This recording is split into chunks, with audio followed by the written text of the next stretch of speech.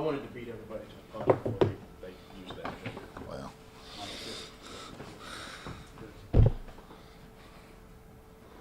I feel like I'm at a concert.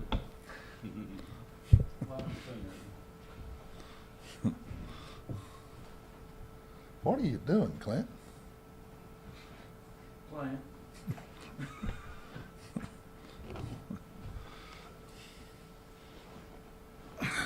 Is this everybody? I think this is gonna be it. Newspapers quit? I mean, we got one of them here. I heard. My bad. University Press. Newspaper like that. The newspapers here, right? Yeah.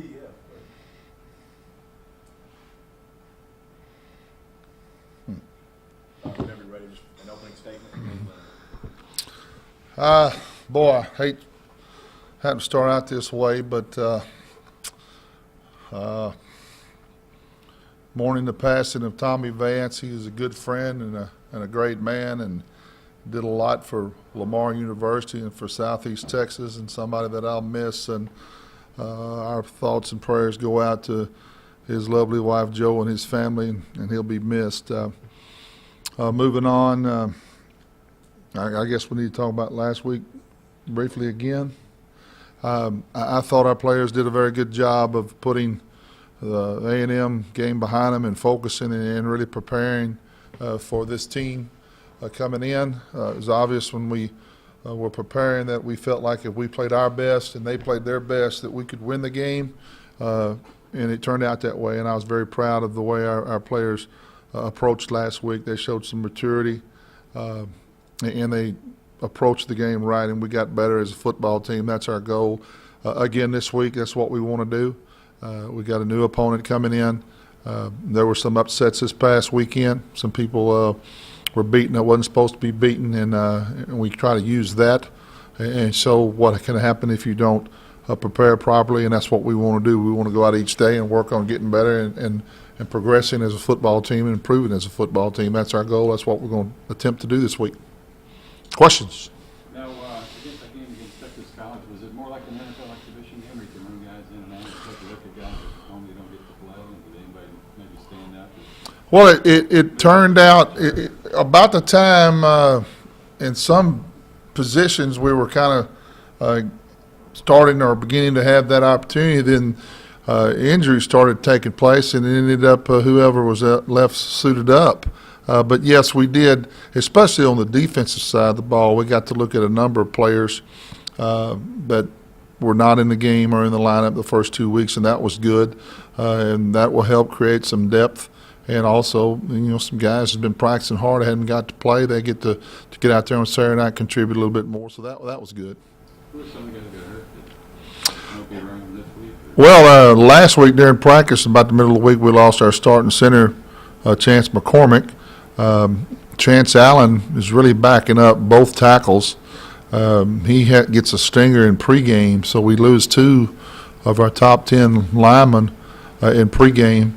And then everybody is aware of Cade Harrington not being in the lineup. We were really planning on Carl Harris and Emmett Riley getting a lot of work with Michael Handy kind of spot playing there and still playing at wide receiver. Well, Emmett goes out with a separated shoulder, and Michael Handy gets his leg stepped on, and he can't play. And Cody Dupree, who's been backing up all those guys, would have got a lot of rest, but he's out with a concussion. So 4 of our 5 running backs were out. So what you just said, we kind of wanted to do, it was like, sure hope Carl can go because he's the only one who got left. So we had a little bit of that. And it's just goes with football. It seems like we're just dealing with that a little bit more this year than we have in the past. We are not approaching things and doing things any differently.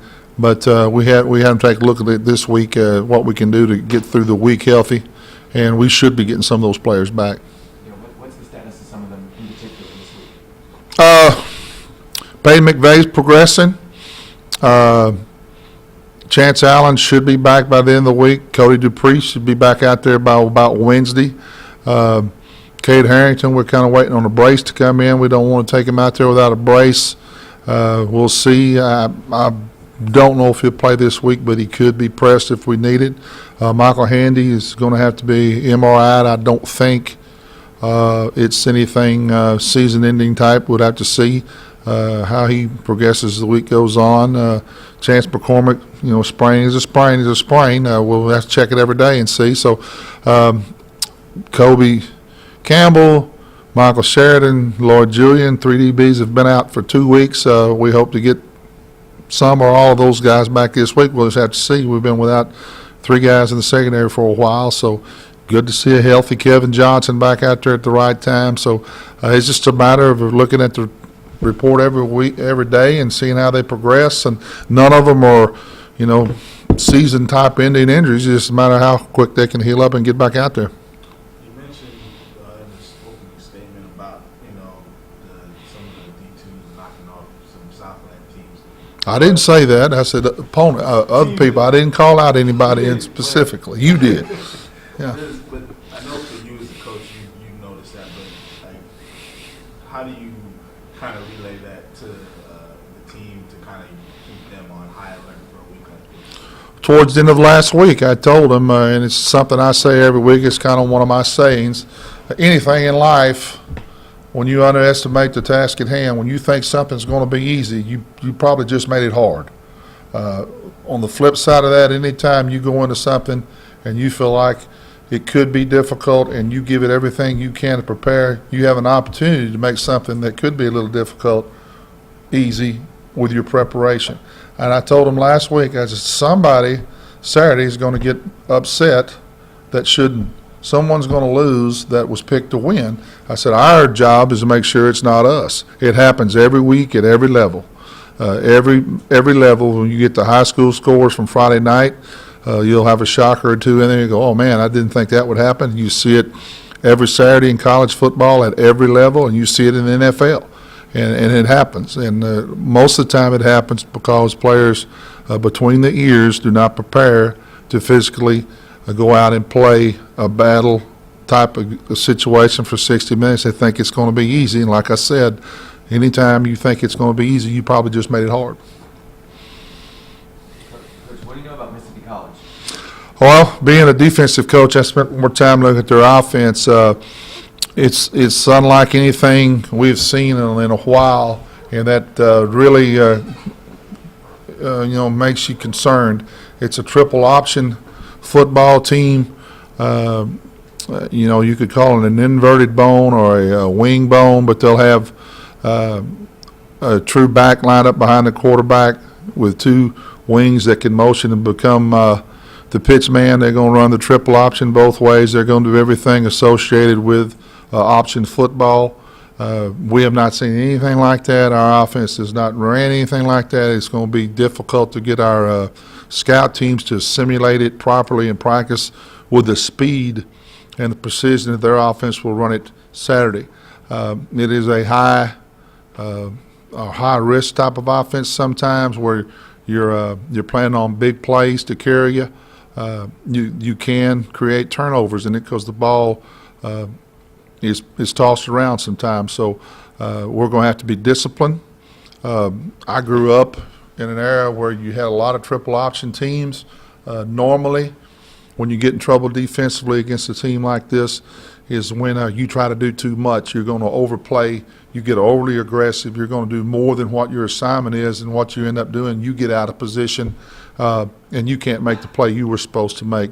We have to know how they're going to try to attack us. We're going to have to be disciplined. We're going to have to sit and play the dive, the quarterback, the pitch, every play, knowing that we got to read our keys to where they can't fake it and throw it deep on us. And it's going to take a lot of discipline. It's going to take a lot of mental energy this week off our defensive players to see this, because they just hadn't seen anything like it. Last week Texas College line up in a lot of 4 wides and throwing the ball. Well, we've seen 4 wides the whole camp, so we've had defenses in, prepared to stop that type of attack. We don't have anything in to stop a triple option. We've not even talked about triple option. So we got a work cut out for us defensively. Offensively, our offense on their defense, they're a zone team mostly. They don't pressure a lot. They're a bend it but don't break, try to keep the ball in front of you. We're going to have to do a good job of knowing where we need to go with the ball. and they kind of feed off of their offense. But they do have players in spots who can make plays, and it's going to be a point of execution and holding on the ball and getting better as an offense more than anything else. Why don't we see more triple option? Because it seems like it's an offense that run the clock and shorten the game. People don't want to run the clock and shorten the game anymore. They want to spread you out and chunk it, and it's gone to, well, we want to try to run plays every 12 seconds and try to run 100 plays in the game and spread the field, and that's what we've gone to, and that's not a knock on anybody. It's evolved a little bit, but when you do see this type of attack, it's tough to prepare for, as opposed to when I played, you had an option drill every day. Every day, option was part of the defensive practice. Whether you were playing an option team that week or not, you had 6 to 8 option teams on your schedule, so you practiced against it every day. I think prior to this week, we have not even used the words triple option in our vocabulary in quite some time. So it's changed. It's just, I don't know what the answer is other than that offensive coaches have gone to different types of attack. About the offense, your offense, you're going to have to open it up a little bit as far as getting Caleb in tune, because this is the last final game before conference starts. You want to be sharp in the passing game before Sam Houston, or do you just keep it close to the vest and show Sam Houston anything? Well, I thought Saturday night we came out throwing and running and doing what we needed to do. And our offense is more predicated on what we see the defense. If we see a lot of people up front, we feel like we got one-on-one matches on the outside, we're going to throw it. If we feel like they're backed off trying to keep us from beating them deep, we're either going to throw it short or run it at them.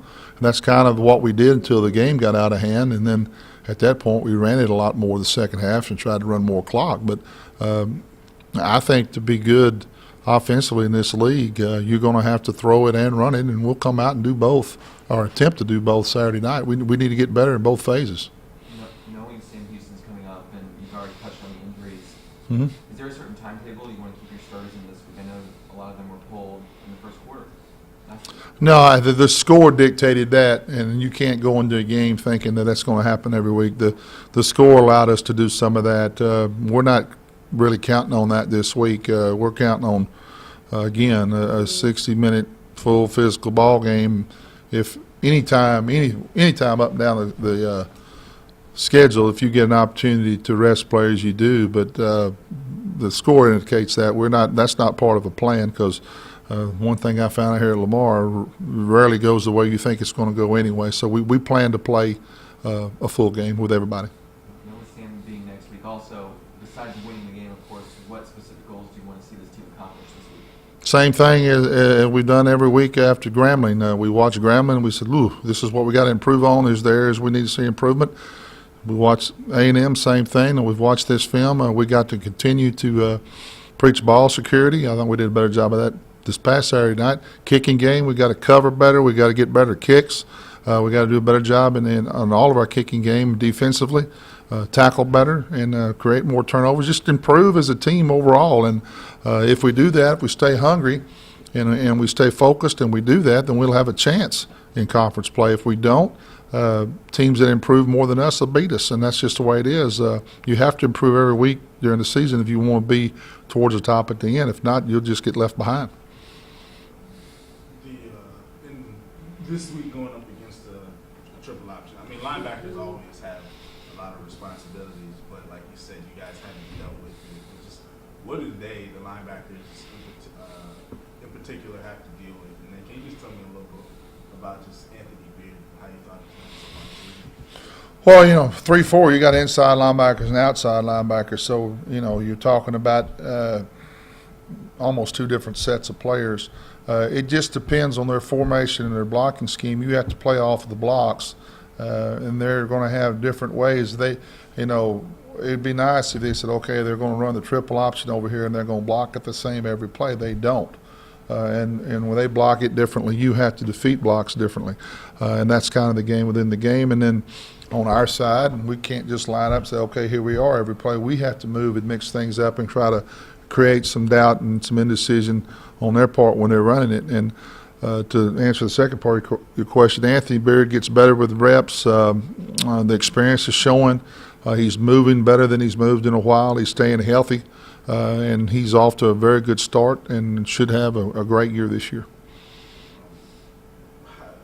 Last week, I mean, it's been hot, very hot, and then all of a sudden Saturday, it's, you know, probably didn't get any hot, any warmer than 75. Just, I know that had to be nice for the teams, at least as far as what they normally deal with on the field. Well, it was Lyman weather. I mean, first of all, you touched on it. It was a hot, humid week with some warm practices, and we left the field drained a few times. To walk out there Saturday night, first of all, I wish the weather guys would get a little bit more accurate on their predictions. They told us it's going to rain all week, and I think that may have kept a few people away. It didn't rain a drop, and we walked out to a dry, cool, low humidity night, and probably as enjoyable weather as I've ever coached in. It was just a really great night to be out there on the sideline. It was just cool enough to where you didn't need a jacket yet. It was really close, but it was great weather and dry weather. And I told Tebow before the game, I said, "This is the weather you've been waiting on. This is Lyman weather." So the weather was awesome Saturday night. I wish we could play in that every week. It sure would make it a lot more fun.